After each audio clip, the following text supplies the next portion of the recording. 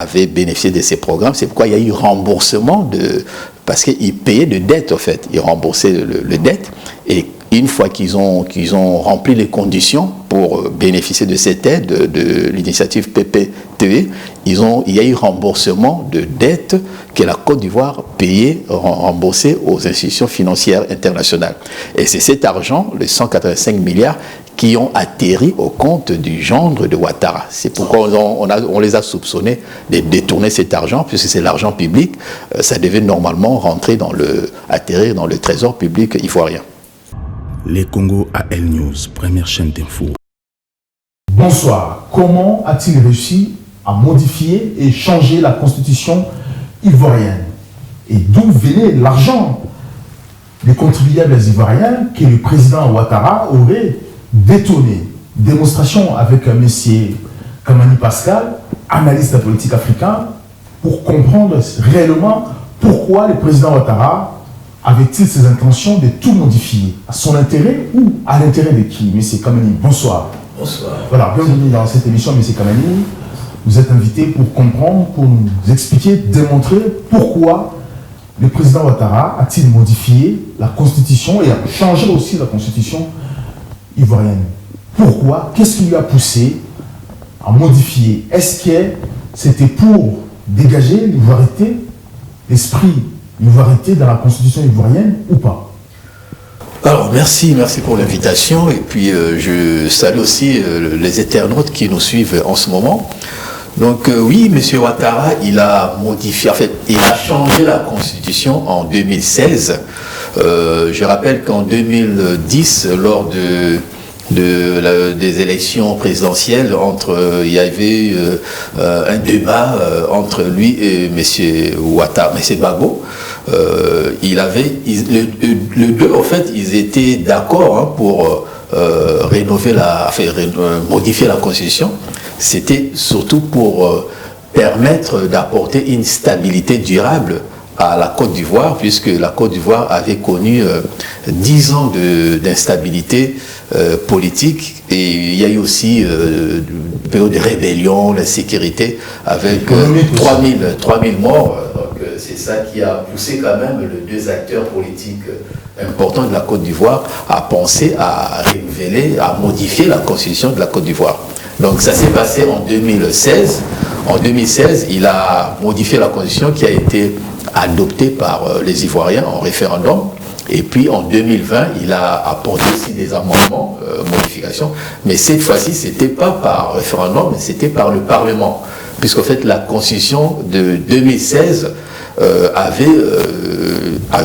il y a un article qui avait changé le mode d'adoption ou de modification. Ça ne devait plus passer par référendum. Donc ça a été adopté par le Parlement de la Côte d'Ivoire. Donc aujourd'hui, des lois, tout se passe par le Parlement, comme dans d'autres pays, comme en France.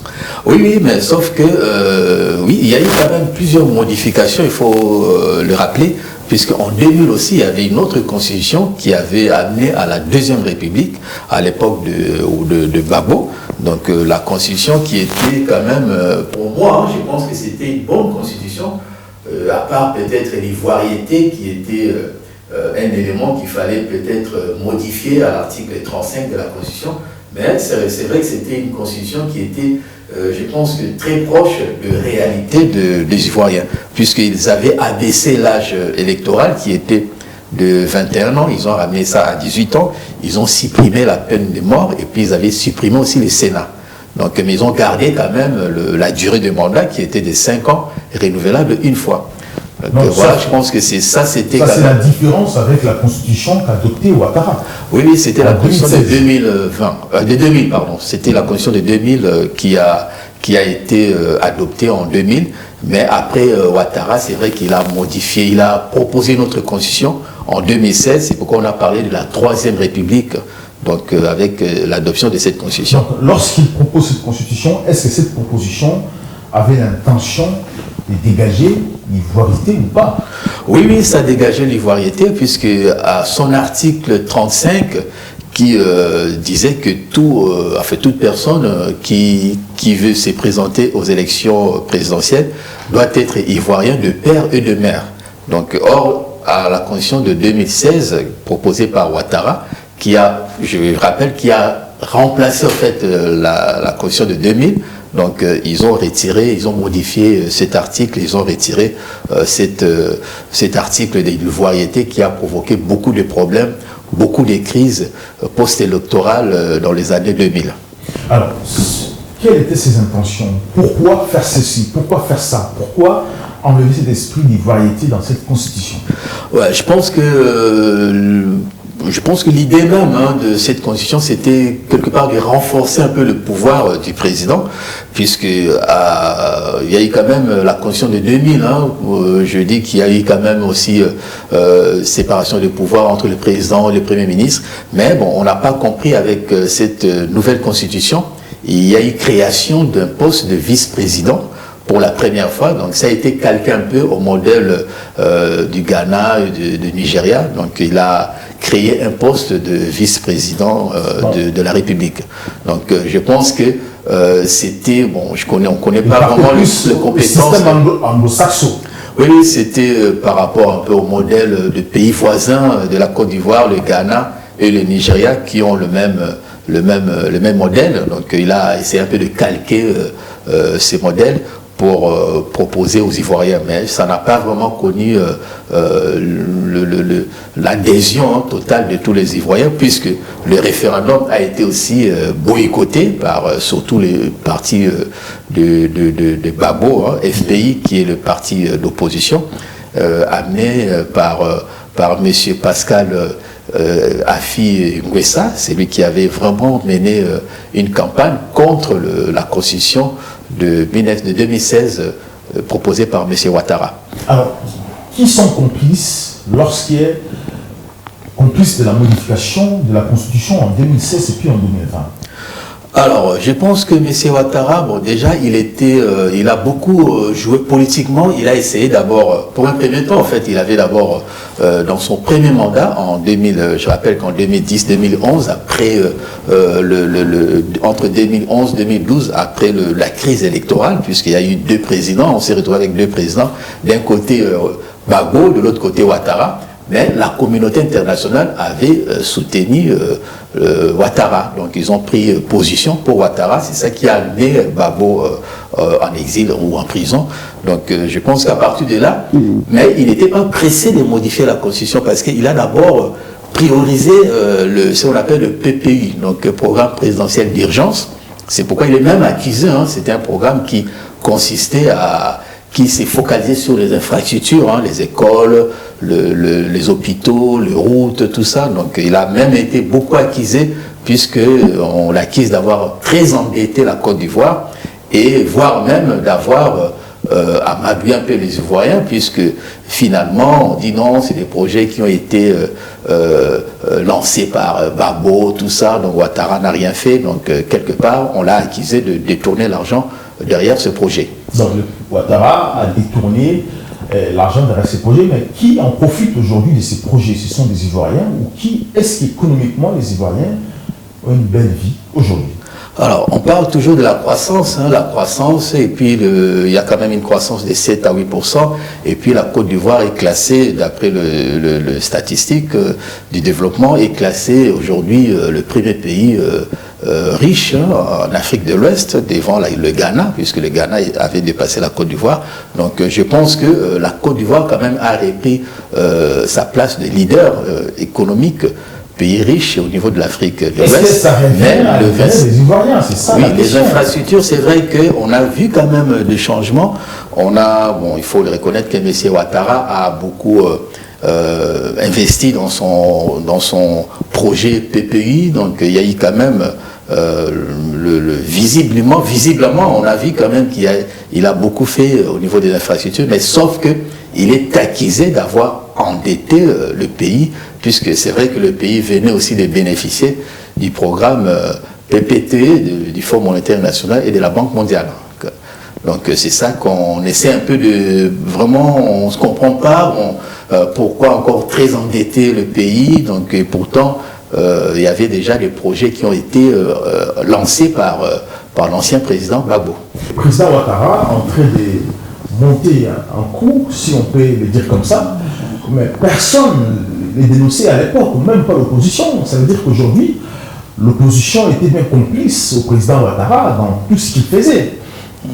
Voilà, alors, donc c'est vrai que le premier mandat, il s'est beaucoup impliqué sur le plan économique, c'est pourquoi il avait priorisé son PPU, mais c'est vrai que ça c'était lors du premier mandat entre 2011 et 2015, mais après quand il a été réélu en 2015, c'est là où il s'est beaucoup impliqué sur le plan politique cette fois-ci.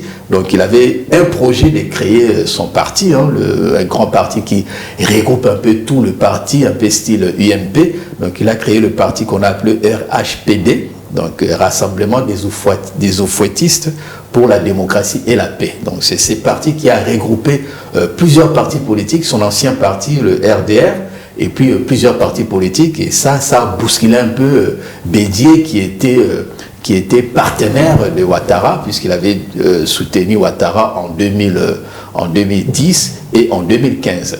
Donc ça a créé un peu, ça a bousculé un peu le PDCI, qui est le parti de Bédié, puisque lui, il avait l'intention de regrouper un peu tous les ifouédistes. Il a pris la tête de ces grands mouvements partis politiques, et c'est à partir de là, ça lui a laissé la libre voie d'engager le projet de révision de la Constitution. Dans la révision de la Constitution, c'est débarrassé de la ivoiriété. Ouais. C'est comme ça que M. Bédié aussi s'est impliqué à cette affaire. Parce qu'il a été d'accord, parce qu'il n'a pas été dénoncé aussi. Il n'a jamais dénoncé M. Ouattara. Oui, ils étaient partenaires, puisqu'ils étaient partenaires depuis 2011 jusqu'en 2020. Donc ils étaient partenaires. Je rappelle que non, quand ils ont adopté la Constitution de 2016, il y a eu création d'un poste de vice-président de la République. Et ces postes étaient occupés par M. Daniel Ducan, qui est du parti de Bédié, PDCI. Donc ils étaient en coalition en quelque sorte, ils étaient partenaires pour gérer le pays. Aujourd'hui, ce qui se passe en Côte d'Ivoire aujourd'hui, concernant les dialogues, est-ce que M. Bédié est en train de jouer un jeu contre les Ivoiriens, vu son passé avec M. Ouattara? Alors, M. Bédié, je pense qu'il est quand même un peu affaibli, parce qu'il faut rappeler que Ouattara, il a dribblé quand même tout le monde. Il était lui-même déjà président de la République, et entre 2012 et 2015, il était aussi ministre de la Défense, président et ministre. Il y a trop de problèmes de cumul de mandat, tout ça, de cumul de fonctions, voire même le premier ministre, Koulibaly, Amadou Koulibaly, aussi était aussi ministre de budget et de portefeuille. Donc il y a un système de cumul de fonctions qui a fait que non, Ouattara, il a vraiment réussi à renforcer son pouvoir. Et du coup, Bédié, je pense que comme simple partenaire ou coalisé dans sa politique, je pense qu'il n'avait pas vraiment assez d'espace pour s'imposer ou pour dénoncer la vision de Ouattara. Il a accompagné la vision de Ouattara en quelque sorte. C'est l'hypocrisie politique. Bon, je ne pense pas, vu aussi son âge, je pense que c'est quelqu'un qui s'est préparé aussi pour un retrait politique, et Ouattara, je pense qu'il avait compris ça. Il a proposé peut-être un accord politique pendant 10 ans, sachant que l'autre, en 2020, il aura déjà 86 ans, donc il ne pourra pas penser à revenir ou à un avenir politique. Donc je pense que Ouattara, il a bien joué son coup, il a réussi à amadouer tout le monde et à garder le pouvoir. Donc on peut comprendre aujourd'hui que M. Bédié est en train, comme vous dites, de préparer sa sortie politique en laissant aussi ses pions dans les systèmes politiques ivoiriens. Oui, puisqu'ils sont toujours, partenaires. Donc, je pense qu'il y a M. Daniel Ducan qui était le vice-président, et je pense qu'il est toujours avec Ouattara. Et moi, je pense que Bédié, peut-être, il aurait dû peut-être récupérer le pouvoir, parce qu'il y a eu quand même des accords politiques. Il a soutenu Ouattara pendant les 2 mandats, et peut-être, pourquoi pas, permettre aussi à son parti de reprendre la présidence avec les soutiens de Ouattara, mais sauf que Ouattara avait aussi ses calculs politiciens, donc il a pris de l'avance et il a étouffé Bédié. Je pense que ça c'est définitif, puisque Bédié, bon, il est quand même, vu son âge, il ne pourra plus, je crois, jouer encore un rôle important dans la politique. Alors parlons de cette histoire le détournement de l'argent des contribuables ivoiriens qu'on accuse aujourd'hui le président Ouattara, qui l'a détourné, parce que la France a accusé le président Ouattara qui aurait détourné l'argent des contribuables ivoiriens. Est-ce que, d'où venait cet argent? Pourquoi le président Ouattara a cherché à détourner cet argent? D'où venait cet argent? Alors, c'est l'argent, on parle de 185 milliards de francs CFA. Ça a été dénoncé par la DGSE, c'est un service de renseignement secret français pour l'extérieur. Donc, c'était en septembre dernier. Donc, ils ont dénoncé un détournement d'un montant de 185 milliards de francs CFA qui ont atterri au compte du gendre de Ouattara en Suisse. Et cet argent, c'était l'argent qu'on avait, en fait, ils avaient bénéficié du programme de Fonds monétaire international et de la Banque mondiale, ce qu'on appelle l'initiative en faveur de pays PTTE, c'est-à-dire de pays pauvres très endettés. Donc il fallait remplir certaines conditions pour être admissible à cette aide. Bon, c'est pareil aussi, il n'y a pas que la Côte d'Ivoire, il y a plusieurs pays africains qui ont bénéficié de ces programmes, et donc la Côte d'Ivoire avait bénéficié de ces programmes. C'est pourquoi il y a eu remboursement parce qu'ils payaient de dettes, en fait, ils remboursaient le dette, et une fois qu'ils ont rempli les conditions pour bénéficier de cette aide de l'initiative PPTE, il y a eu remboursement de dettes que la Côte d'Ivoire payait, remboursait aux institutions financières internationales. Et c'est cet argent, les 185 milliards, qui ont atterri au compte du gendre de Ouattara. C'est pourquoi on les a soupçonnés de détourner cet argent, puisque c'est l'argent public, ça devait normalement atterrir dans le trésor public ivoirien. Merci beaucoup, monsieur Tanouali Pascal. Je rappelle que vous êtes analyste politicien africain. Merci à ceux qui ont suivi cette émission. Je vous demanderai surtout de partager et de s'abonner. À très bientôt. Les Congo AL News, première chaîne d'info.